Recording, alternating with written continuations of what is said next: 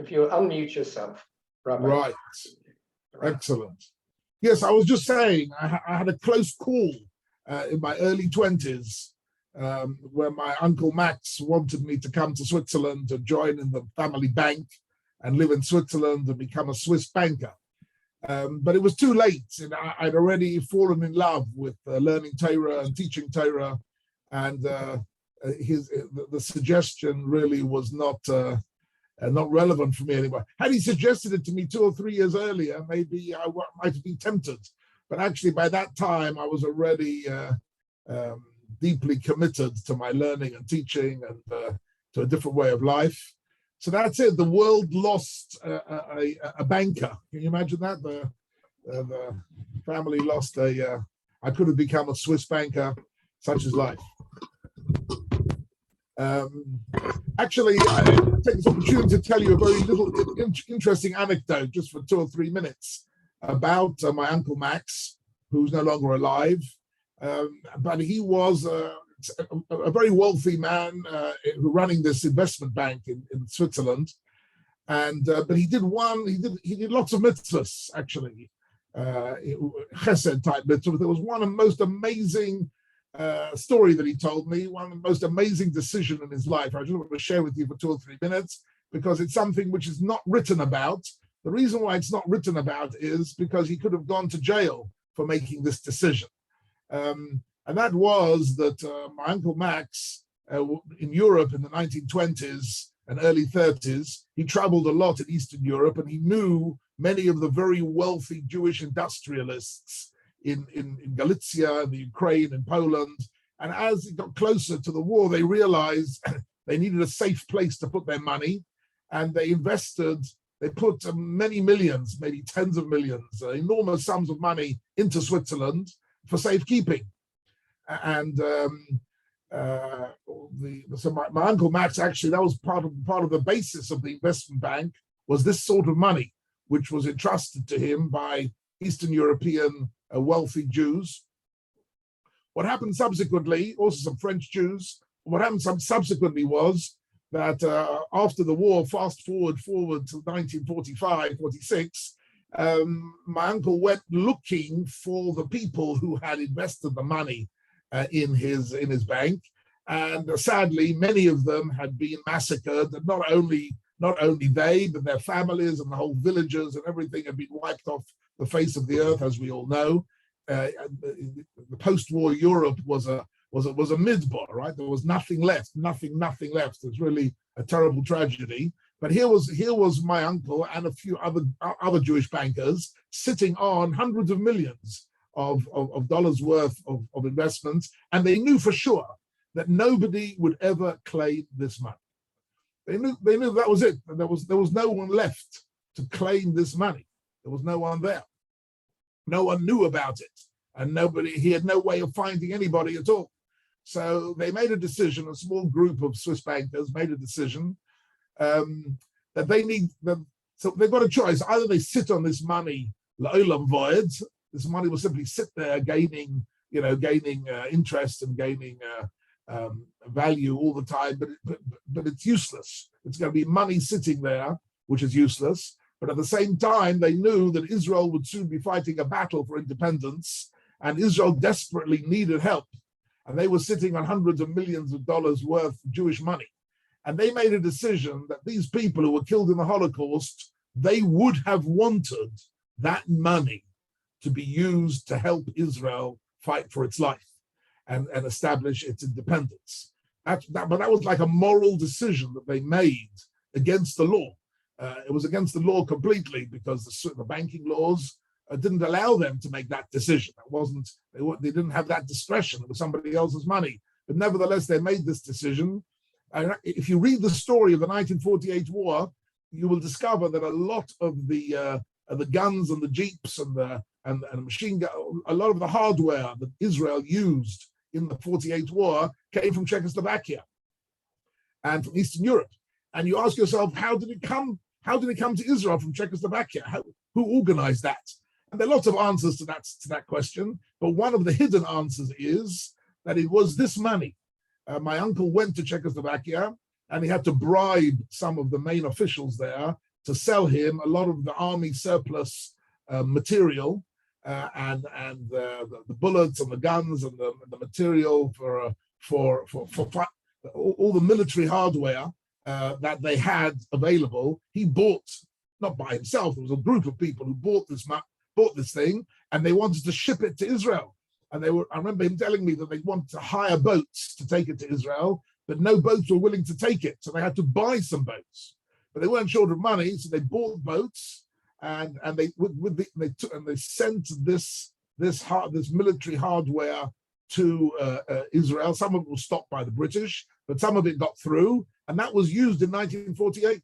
So here you have a very interesting situation. A small group of people made a moral decision that even though this money really belonged to, they knew exactly the names of the people it belonged to, but they knew for sure that there was no one left of the family, not a single relative was left, nobody in the village was left, nothing was left. So they decided that they would have wanted this money to be used the type, right? That this is, we all know that one of the features of the modern world is that there are hundreds of billions of dollars sitting in various accounts of various, Saudi princes and doing nothing, doing no good for anybody. It's just sitting there, just to give people the status that they're billionaires, but they're not helping anybody, right? And when Arafat died, he had untold billions of dollars sort of salted away, which he never used for the benefit of his people at all. He just used it for himself. I'll go upon him. Here was a very interesting, very Jewish decision was made. My Uncle Max knew Ben Gurion and spoke to Ben Gurion several times and supplied him.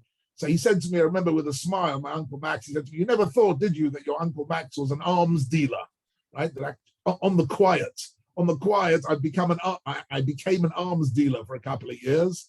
And it was bribing officials in Eastern Europe was no easy business.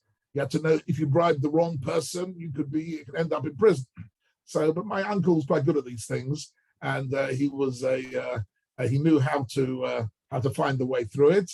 But that was an amazing mitzvah that he was really a shutaf in the 1948 war, supplying hardware bought by money nebuch from people who'd been massacred, and in that way playing a role in the future of Klal Yisrael. There it is, an interesting little story about my Uncle Max. I'm not quite sure why I'm telling you this story, but I think it's a story of interest about people who have behind the scenes helped Israel become what it is. Okay, we are learning Chumash, Rabbi Sai. We're learning Chumash and we're learning Bereshis, and we're particularly interested in one of the stories which we all knew as children, and everybody knows the story, but actually there's much more there's much more to this story than meets the eye. And this is chapter 18 in Bereshis, where Avraham Avinu engages in chesed in a very intensive way. He has 3 guests, he runs to meet them, invites them in, he gives them water to wash their feet with and to drink and to eat. He makes food and he arranges a whole meal for them. And this is actually seen as a sort of a prototype for the chesed of Avraham Avinu. And Chazal associate Avraham Avinu not only with emunah, but also with chesed and morality, right? And this is actually one of the interesting themes in Chazal, that the difference between emunah and HaKadosh Baruch Hu, in contrasted to the pagan beliefs of the ancient world, wasn't just a question about whether there was one God or 10 gods. It wasn't just a question of the number of gods, but actually monotheism was connected to morality and chesed. That morality and chesed was the primary message of Avraham Avinu, and that this was the main, if you like, takeaway from an emunah in a single God. Because as soon as you believed in a multiple gods, you believed the pagan worlds, all the pagan worlds believed in multiple gods. They believed that these gods were all fighting with each other, and that the strongest ones won, and that one has to try and appease the strong gods. And actually, in paganism, it was actually a worship of power. Paganism translated itself into real life, into worshiping power, rather than worshiping morality. Whereas Avraham Avinu was teaching the emes of Hashem Echad, of the one God, and the upshot of it was morality and primarily chesed. That actually HaKadosh Baruch Hu wants us to be a conduit for Chasdei Hashem in this world. And this is really the story in Vayera of the three visitors who turn out afterwards to be malachim. And we spoke last week, if you remember, about Gabriel, Michael, and Raphael, right? The three malachim who have come to visit Avraham Avinu, and he is we're going to now look a bit more closely at the text, and there's some very, very fascinating issues hidden behind this text. Let's see if I can get a share screen up. Oh, Ellie, you haven't made me. You need to enable me to share a screen, Ellie. Yes, I do. You're losing your touch, Ellie, as a you know. Okay, thanks. That's done. Okay, let me just quickly look for my text. Okay, here's my text. Text. Right. Got my text. Go back to my Zoom. Share screen. Okay. Right. Can you see your text, Ali? Yes? Yes? Thank you, Elian. I got a thumbs up from Elian. That means we're on target. Okay. So here's a very interesting. So in the first passage we looked at last week, Vayera Elav Hashem Be'elone Mamre. HaKadosh Baruch Hu appears to Avraham Avinu Be'elone Mamre, and we answered the question about what was this moment of prophetic experience of Avraham Avinu? What was the purpose of it? So Rashi spoke about Bikar Cholim, and Sforno spoke about the Avraham, Kadosh Baruch Hu came to him as part of the bris, part of the covenant. And we actually also saw, if you remember, I'm just reminding you, we also saw the radical perush of the Moreh Nevuchim, that actually that HaKadosh Baruch Hu appeared to Avraham Avinu, gave him a vision, and in the vision he was giving food to his visitors. That it never happened in the real world; it only happened in his vision. But we're not going to go down that line. That's a radical line in the Moreh Nevuchim. The generally mainstream accepted pshat is that Avraham Avinu did have real guests and he gave them real food. But let's have a look at some interesting things. There is one other very interesting point here in this pasuk, and that is that the Torah says that this experience took place be'elone mamre. Okay, what does elone mamre mean? So mamre is the name of a person. Avraham Avinu had befriended several local tribes. The pasuk tells us Oner, Eshkol, and Mamre were three tribal families who were sort of followers of Avraham. They were admirers of Avraham, and they were followers of his, and presumably they had learned from him his lessons of Emunah and Chesed. We don't know much about them. We only know that the Torah refers to them as Ba'alei Brit Avraham. They were allies. They were allies of Avraham Avinu, and they were friends of his, albeit they were not part of his family. They were local tribes in the land of Canaan. What does Elon name, Amrei? So Alon is a name of a tree. Right? What sort of tree is an Alon? I've forgotten for a second. Anybody remember? Anybody know what an Alon is in English? Oak. Oak tree. Thank you, Phil. An oak tree. Yes, that's right. An Alon is an oak tree. So there was Israel is not actually famous for its forests of oak trees, but there are some places where the oak trees grow. In fact, round the corner here from Efrat, there's a very old, massive oak tree called the Alon Boded, the lonely oak, which was used as a landmark in various different wars in this area. In Gush Etzion, the lonely oak was a landmark. Anyhow, Elonei Mamre, the oak trees of Mamre. But here there's a more interesting question, and that is that we find many times throughout the Tanakh that HaKadosh Baruch Hu gives a prophecy or a nevuah. Very rarely do we get a location. Very rarely are we told this happened in Beersheba, or this happened in Hebron, or this happened in the north or the south or the east. It's irrelevant. Generally speaking, the Torah doesn't deal with irrelevant details. The Torah, for example, doesn't tell us whether it was a Monday or whether it was a Tuesday or whether the sun was shining or whether it was raining. We're not told. We're only given details which are relevant. So why is it relevant that this is Be'elonei Mamre?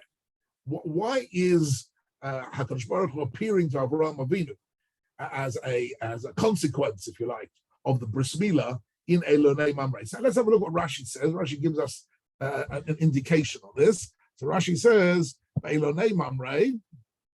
So he quotes Bereshis Rabbi. Rashi says, Elonei Mamre, hu shenosan lo eitzah al hamila.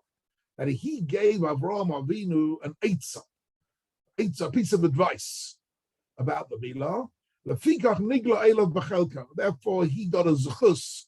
In other words, the merit of Mamre, the man called Mamre, it was in his merit that Avraham Avinu, so to speak, did the bris milah the way he did it, and as a reward for him, HaKadosh Baruch Hu appeared to Avraham Avinu in the forest that belonged to Mamre. Okay, the question is, what is this eitzah? What sort of advice did Avraham need? Presumably, HaKadosh Baruch Hu gave him the mitzvah of the Brit Milah. HaKadosh Baruch Hu certainly told him what he had to do, how to proceed. HaKadosh Baruch Hu clearly told him what was necessary, right? And Avraham Avinu didn't need an eitzah whether to do it or not. He was very, very happy to do it, and he'd been waiting to do it. And it was a tremendous zechus for Avraham Avinu that he was able to do the bris milah. And so what sort of advice could Mamre possibly have offered to Avraham? Has anybody ever heard any answers to this question? What is the eitzah? Right? Somebody's going to give you a piece of advice. It means that in some sense, Avraham had a question mark somewhere along the line. But it couldn't have been a question mark whether to do it or not. And it couldn't have been a question mark how to do it. So what sort of eitzah about the bris milah could Mamre have given? Anybody ever heard anything on this question? It was to publicize the fact he was doing milah, or to do it privately. Very good. Thank you. Where did you hear that? Where did you hear that from? That's very nice. A commentary on Rashi. What do you say? A commentary on Rashi. Yes. Commentaries on Rashi suggest the following idea, but it's a very profound idea. That Avraham Avinu had the following question. He could do the bris milah secretly, right? Or he could do it as part of a public event. He could make a celebration out of it, right? Or he could do it privately. Why was he a little bit conflicted on this question? Because he was worried that if he did the mitzvah and he did it and it was publicly known that he was doing the mitzvah, this would in some way deter people to come and join him.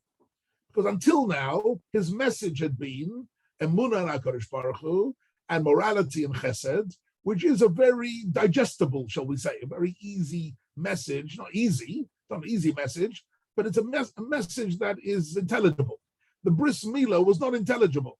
The bris milah was an unusual ritual, unusual procedure, which no one ever heard of before, which sounded strange at first when you first hear about it. And therefore, Avraham Avinu felt that his whole life was about attracting people to follow him and to join him in his belief in God and in Chesed. And if he did the bris milah publicly, it might deter people. That was one possible argument. So, but the other argument is, and this is what Mamre said to him. Mamre said to him, and this is a very important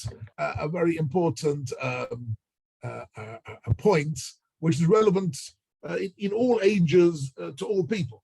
So Mamre said to him, if you've got a mitzvah to do it proudly. Tell people about it, be proud of it. And if you're proud of it, people will relate to you positively, right? If you are hesitant and you try and hide it, nobody will relate to you positive. I remember Jonathan Sachs used to say to the students, non-Jews respect Jews who respect Judaism. Be proud of your Judaism and you will find that you will be respected by others. If you're not proud of your Judaism, then they won't respect you. They won't respect the Jewish people. So it's important, in other words, when offered a non-Jewish, non-kosher food, you could say, I'm not hungry, or you could say, I'm a vegetarian, but the best thing to say is, I only eat kosher. I'm Jewish, and eating kosher is part of my life, and therefore kashrus is important to me, and that's something that I'm proud of. And that is a general policy that Mamre, there's a very interesting behind the scenes discussion going on connected to this story, that Mamre is a non-Jew who is giving him a bit of feedback from the non-Jewish perspective. And he's saying, look, from our perspective, if you do it proudly, then everybody will respect it. If you hide it, it won't be respected. And in actual fact, there's a halachic expression to this idea in the way we do the bris milah, and that is, so the Rishonim say that because of this idea, we actually make a seudat mitzvah out of a bris milah. It's not really necessary to do a seudah. In other words, when you're making a chasna, we do a seudah. Why? Because there's a mitzvah, the sameach chasen v'kala. Right? Why do we do a seudas mitzvah for a bris milah? Why do we do that? And the answer is we want to celebrate the fact that Avraham Avinu received this mitzvah and did it in a public way, right? He publicized the mitzvah that he's doing, and he explained it to everybody, and he taught about it to everybody, and he made it fully well known that he was doing it, and he did it proudly. And that was the Eitzah of Mamre, and that's why Mamre is mentioned here in the first pasuk of the text. Let's move on here a little bit. So that is Rashi and the commentaries on Rashi.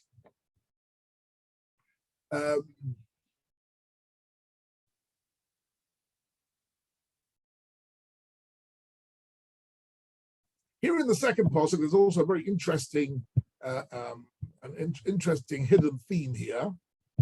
Second, let's see if I can get this up properly the way I want it.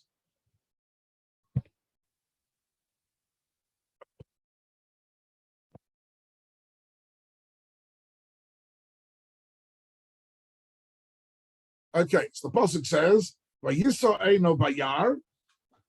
Can you see this? Vayisa eino vayar. Abraham lifted, so to speak metaphorically, lifted up his eyes and he saw. And what does the pasuk say? There are three people standing there, and then it says vayar vayar, and he saw and he ran towards them. And the question here in this pasuk is, it says here vayar, that he saw them. Okay? And here again, and then again here it says Vayar, he saw them again. What is going on in this pasuk? There's another interesting theme here, which is also relevant to everybody, and that is Avraham Avinu sees them twice. Right? Vayar and Vayar. What is the meaning of this? So Rashi also gives us a hint already on this subject. It doesn't develop the theme. Rashi says here, can you see that? Rashi says, Mahu Vayar Vayar Shtei Pa'amim. Why does Vayar, he saw them, appear twice? So Rashi says, Harishon Kamashmo'o. The first mention is Kamashmo'o, means literal meaning, that he saw them, he noticed them. Vasheni Loshan Havana. And the second one is a Loshan Havana. It's an expression of understanding. But Rashi doesn't explain to us what exactly is this understanding that he's talking about. But here's a very interesting thing: that Vayar of Avraham Avinu is something which is mentioned in a few places. A very interesting idea that a human being sees.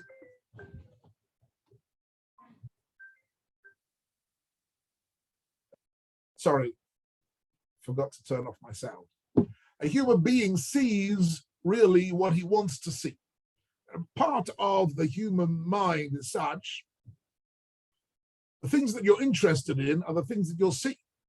And to see the people standing there is one thing. And the second vayar is to see that this is an opportunity for a mitzvah. To see there's an opportunity here, that there's something here in this situation where an opening for him to do something good, to do a mitzvah of some sort.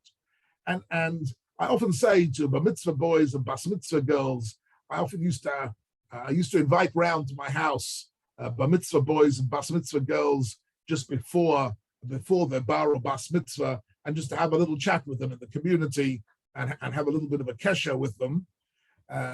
Some of them remind me 20 years later of the conversations we had the day before their bar mitzvah and bas mitzvah.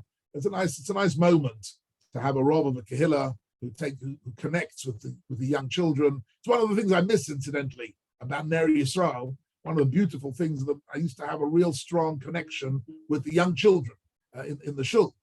I'm very happy to learn and teach Torah with adults, as I'm doing here in Israel, but I don't really have a connection here with the young children in the communities here in Israel. And in London, I had a very strong connection with them. Anyhow, when I speak to the bar mitzvah and bas mitzvah girl, I used to say to them, one of the things it means to become a bar mitzvah or a bas mitzvah, what does it mean? It means looking at the world different. That you look at the world every day of your life, every moment of your conscious life, you're looking at the world and you're looking for opportunities to do mitzvahs.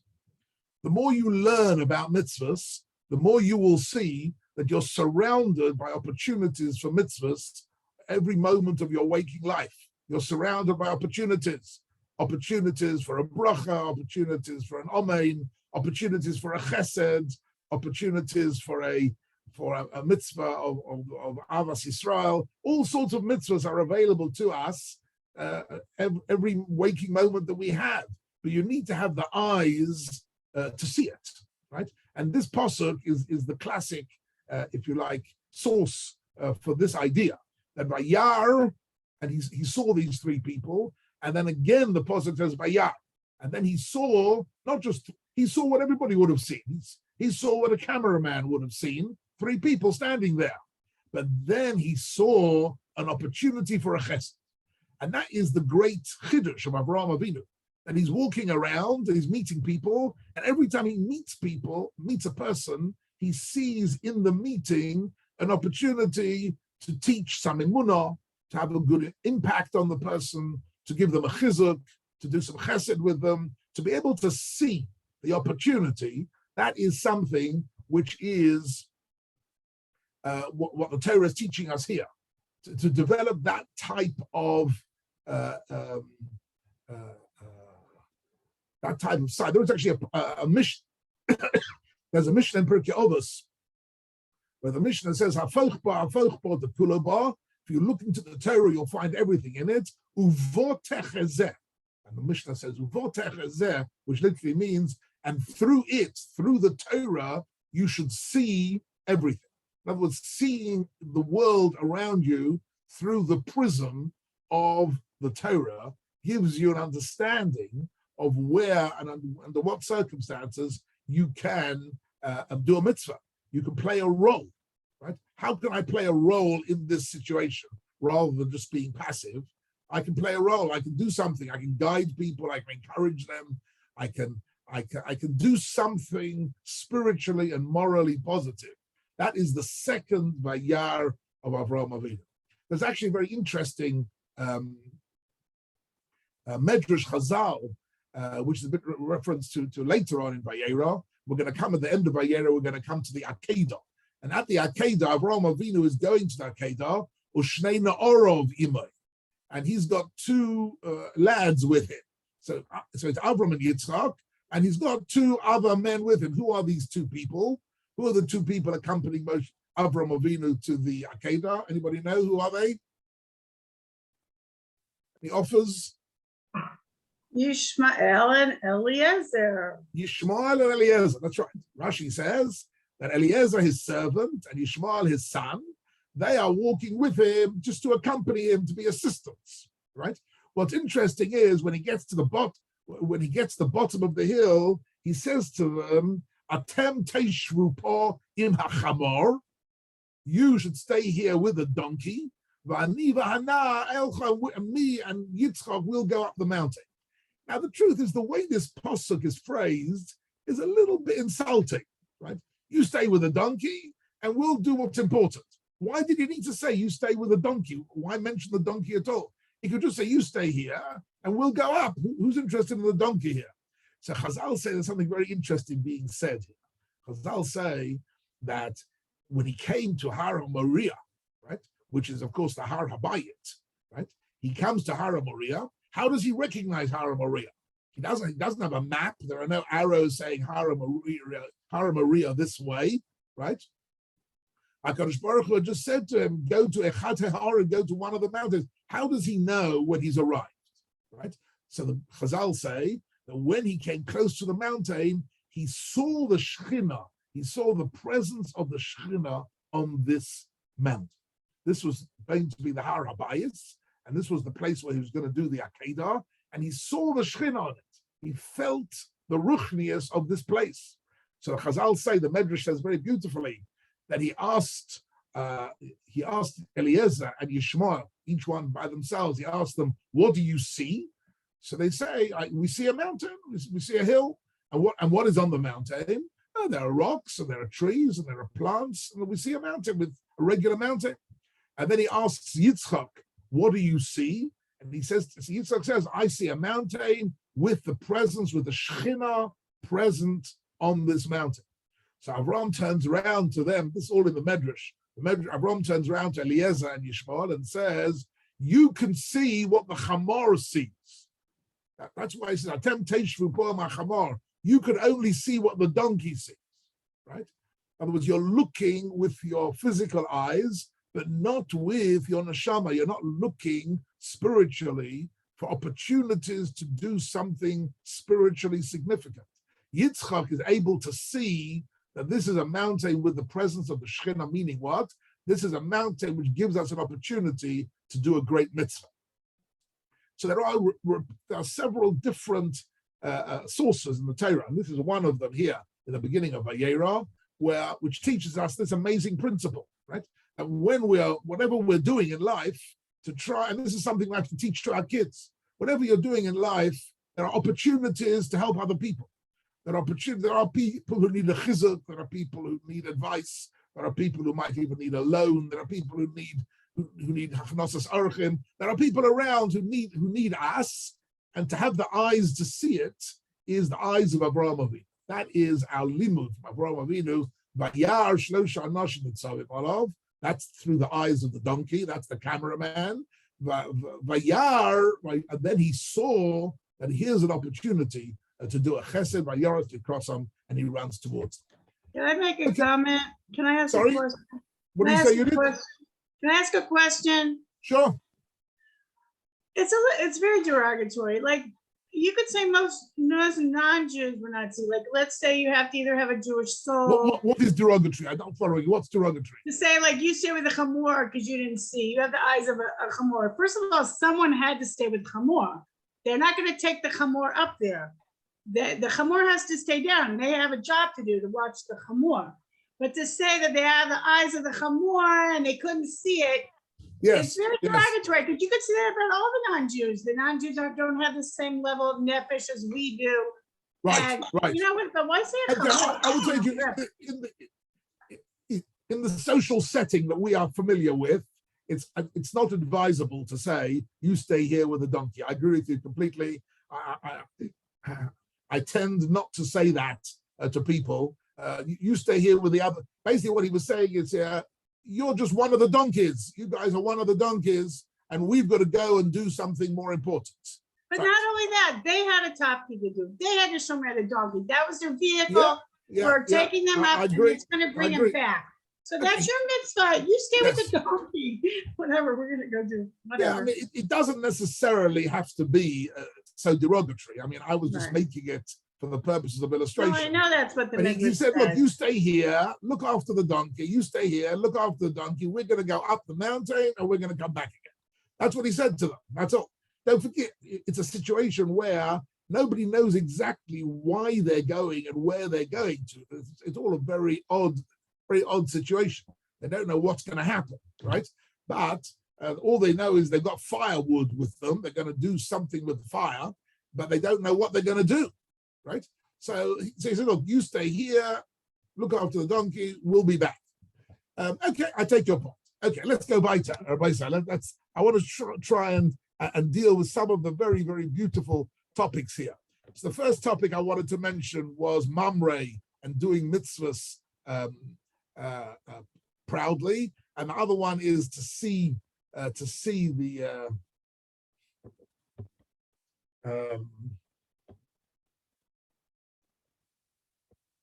okay, so it's a very interesting. Okay, let's have a look at this. The next puzzle. Vayomar, and he said. So this is Avram opening statement. Vayomar, and he says, Adonai. That's his opening line. He says this word Aleph Daled Nun Yud, right? And we know that this word Aleph Daled Nun Yud is ambiguous. Often when it appears in the Torah, it has two different meanings. One meaning is chol, and one meaning is kodesh, right?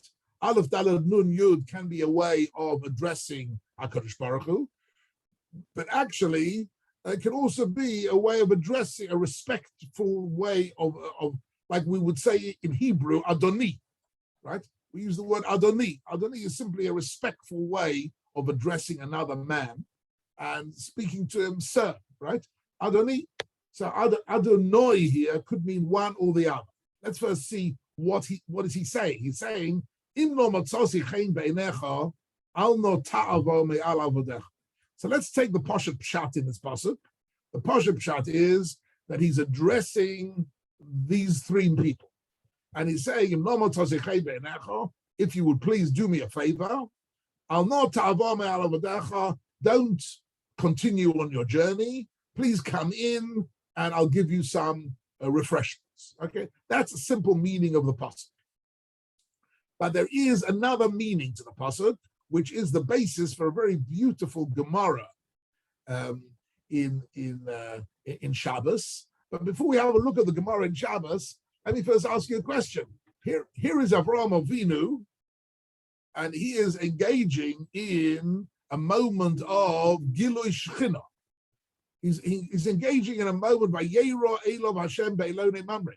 He's having a prophetic experience. Now, I can't describe to you what a prophetic experience feels like, for obvious reasons. As Rabbi Wine says occasionally, God hasn't spoken to me recently, right? But it was certainly a great spiritual experience for him. And so he's sitting there engaging in this moment of Ruchnius. At the very least, it's a moment of Avas Hashem and Yiras Hashem, a spiritually elevated moment. And throughout his life, Avraham Avinu only gets a handful of prophetic moments. He's not constantly involved in Nevuah. So this is a very special experience for him. And what happens? A few dusty pagan travelers pass by, and he wants to invite them in for lunch. Okay? So the question is, he's got a dilemma. Does he actually stop his spiritual meditational moment and engage with these guests? Or does he say to himself, look, I'm involved in something very important. What I'm doing now is much more important than giving refreshments to these passing by strangers. So he has to make a moral decision. He has to make a decision. What's more important? Is it more important to engage in a pure spiritual experience, which is one of the I would say one of the peak moments of his life was this spiritual experience? Or does he engage with laying the table and finding the water and baking the bread and the physical needs of these anonymous passers-by? How does he make that decision?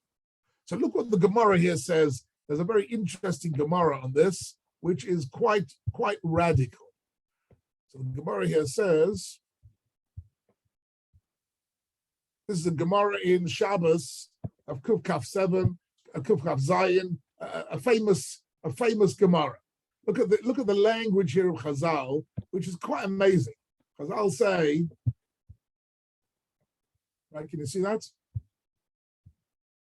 Omer of Yehuda Omer Rav, Gedola hachnosas orchin mikabolas pnei hashchina. Bringing in guests who need some help is greater than Kabbalah's Pnei Hashchina. It's greater than receiving the presence of HaKadosh Baruch. I'm afraid you're going to have to excuse me just for one little minute. I'll be back in 1 minute.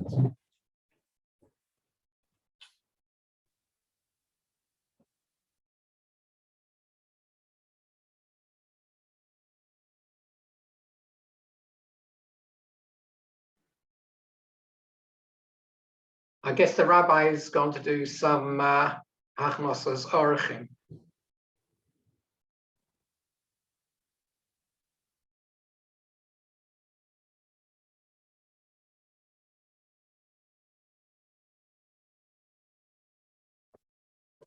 Right. Sorry to take a break here.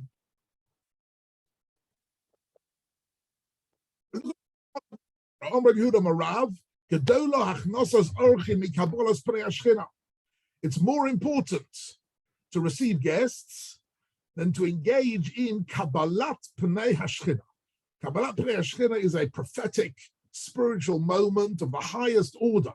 By Yera Elov Hashem, HaKadosh Baruch Hu appeared to Avraham Avinu, so he's engaging in the highest spiritual activity.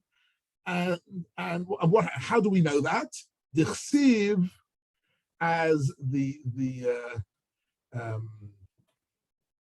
Pasuk says, Vayoma, and it's interesting. The Pasuk actually says, Vayoma Adonai im no matzasi chen beinecha. Right? Here, the Gemara is assuming that the word Adonai here is actually a reference not to the guests, but it's a reference to God. He's saying to HaKadosh Baruch Hu, please don't leave me. So basically what he's doing is something amazing. Let's have a look at the Ben Ish Chai spells this out in a very interesting way. The Ben Ish Chai, who was one of the Gedolim of Iraq, of Baghdad, 150 years ago, so he wrote a commentary on some of the Agadatas in Shas. So he makes a very interesting comment. But let's first read the second part of the Gemara. The Gemara says here, the Gemara continues. It says, Om Rabbi Lazar, Boy Ura'eh, come and see. Shelo k'midas HaKadosh Baruch Hu midas basar b'dam, that the behavior of God is radically different to human behavior. How so? Midas basar b'dam, with regards to human behavior, the interaction between people, ein kotan yochel lomer legodol hamtein ad shavo etzlech.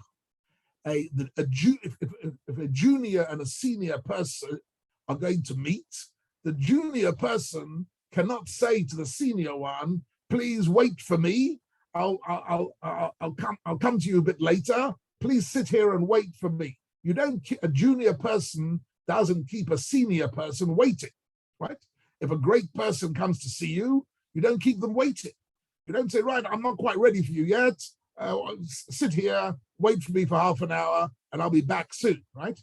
If the president of Israel comes to visit you, you don't sit him down and say, "I'll be right with you in 20 minutes. I'm just busy doing something." Right? Or if a great Rosh Hashiva or a Posek Hador comes to see you, you don't keep him waiting.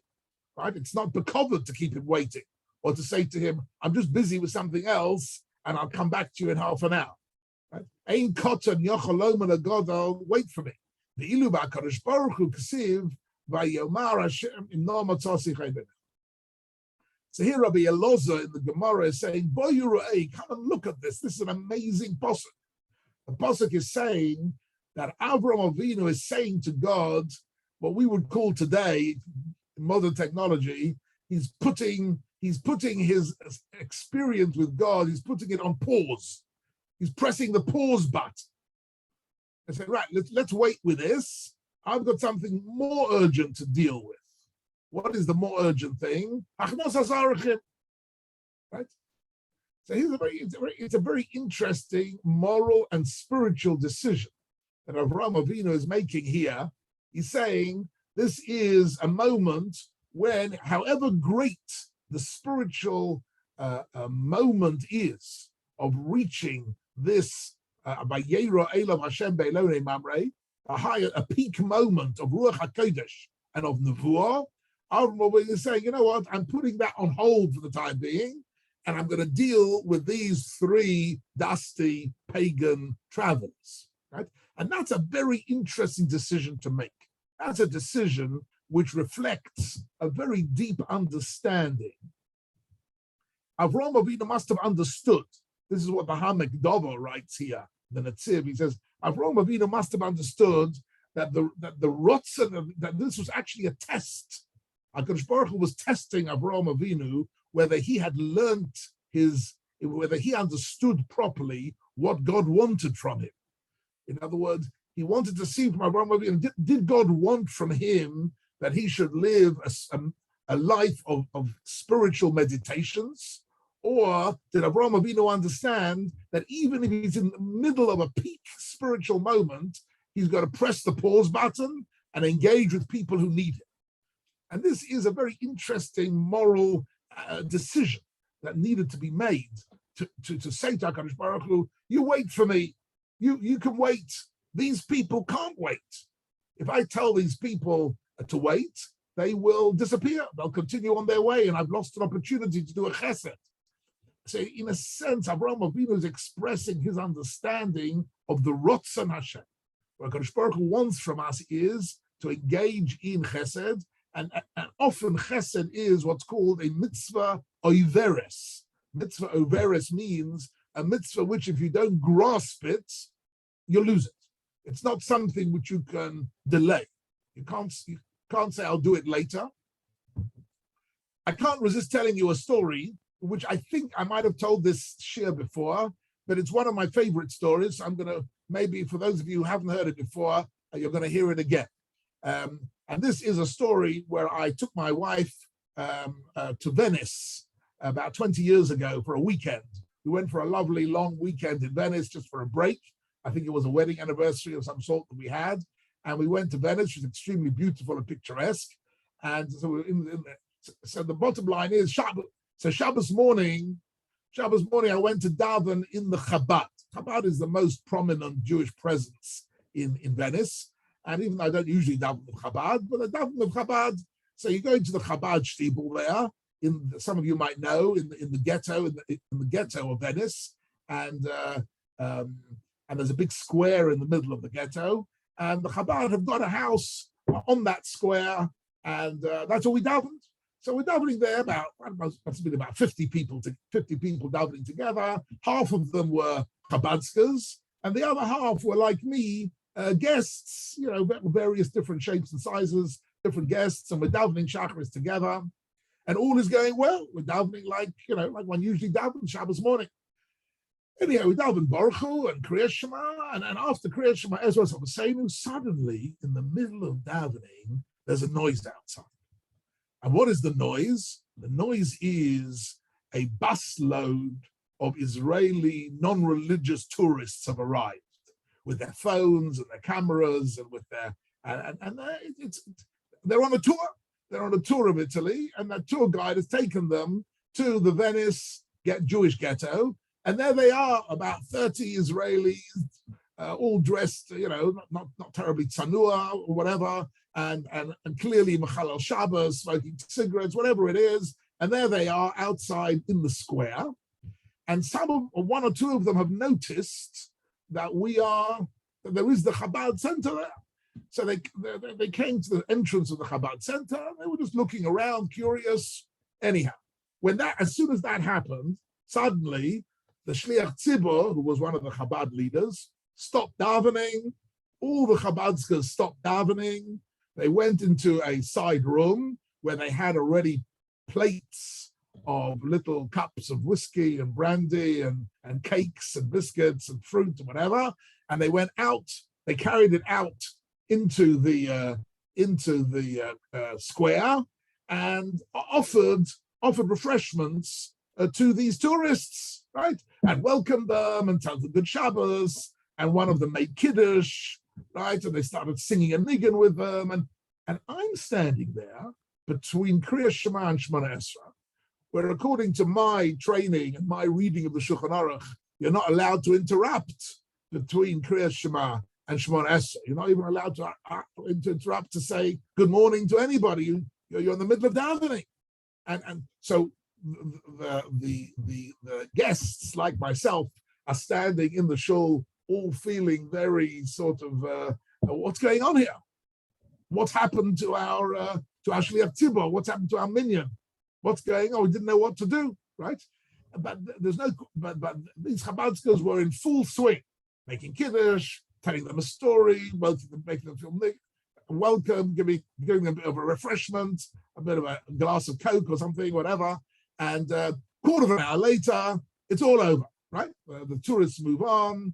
The Chabadskas come back into the shul. Ezra was saying, davening continues. I'm thinking to myself, what is going on here? What is going on here? I've never ever seen anything like this before in my life, or frankly, since. I've never seen anything since like this in my life. And I was thinking, was this the right thing to do or the wrong thing to do, right? And when I was thinking about it, I decided that actually this is exactly the Gemara that we've just learnt with Avraham Avinu. That Avraham Avinu is in the middle of Vayera Elov Hashem Be'elo Ne'mar, where he's in the middle of davening, for lack of a better word. He's davening to HaKadosh Baruch Hu. He's standing in the middle of Shemona Esra with HaKadosh Baruch Hu. And a chesed, an opportunity for chesed presents itself, and you're not able to say, if they would have said to these tourists, hang on 20 minutes and we'll come out to you, they would have moved on. In other words, it was a mitzvah iveris. It was now or never for them to do it. And they went out and did a mitzvah of chesed. And the truth is, for this group of 30 Israelis, this quarter of an hour was probably their whole Shabbos. And that was the only bit of Shabbos that they had. Somebody made Kiddush, and they said Amen, and they heard a Shabbos nigun of some sort. This was their entire Shabbos. And maybe later on, when they related to their family, their experience going to Italy, sadly, their experience was not an experience of Frum Yidden, and the only quarter of an hour of Shabbos they had was meeting these Chabad people. So the Chabad gave them a great gift, not just the refreshments in terms of a little whiskey and a cookie of some sort, but actually gave them a reminder of their Jewish identity and that today was Shabbos, and they heard Kiddush. So this was Gedola Hachnosas Orchim Yoseh Mikabolas Panei Hashem. This was a practical masterclass, really, in how Avraham Avinu would have behaved under these circumstances. He would have put his davening on hold. He would have put it on hold, and he would have gone out there and looked after these people, right? And this is exactly what they did. And this is exactly, if you want to know the source of this, it's not in the Shulchan Aruch, right? Because the Shulchan Aruch deals with situations which are day-to-day situations, which are not pressing, extraordinary moments. But this Gemara, Gedola Achnosas Orchim Yoseh Mikabolas Panei Hashem, this is really what's happening here in this at that moment in Venice. And I was actually, on reflection, I told them that I was very proud to have seen such an event, and I learned something from it. I learned that there are unusual circumstances when in order to engage in chesed, in order to reach out to people who are only there for a moment, like these three passing strangers to Avraham Avinu, you've got to put everything else on hold. Even things like in the middle of tefillah, you've got to put it on hold and go and do the chesed. And that is the Kabbalah's Pnei Ashchina. And the answer is that actually, of course, we don't usually interrupt in the middle of davening. But the Ratzon Hashem is that we engage. Like HaKadosh Baruch Hu didn't put us in this world to have spiritual experiences. He put us in this world to do mitzvahs. And to see the opportunity for a mitzvah, that is something remarkable and something we need to engage in.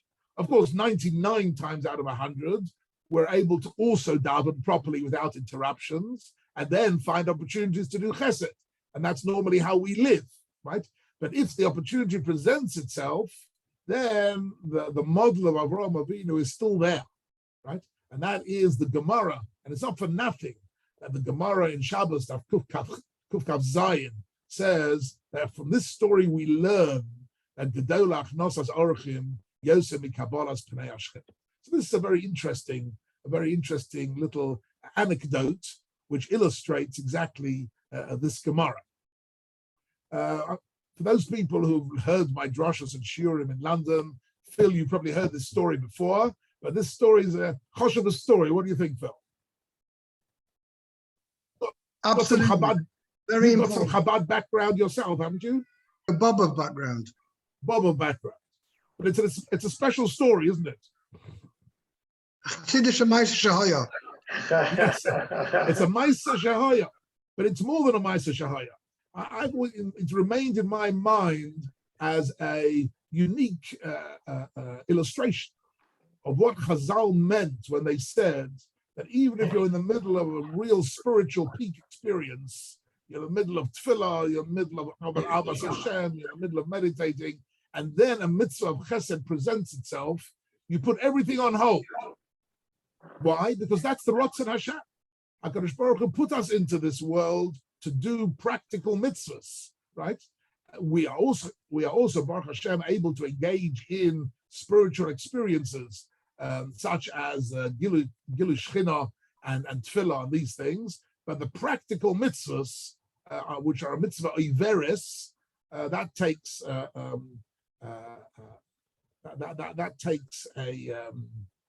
precedence in some way. Okay. But Rabbi, that's not the halacha.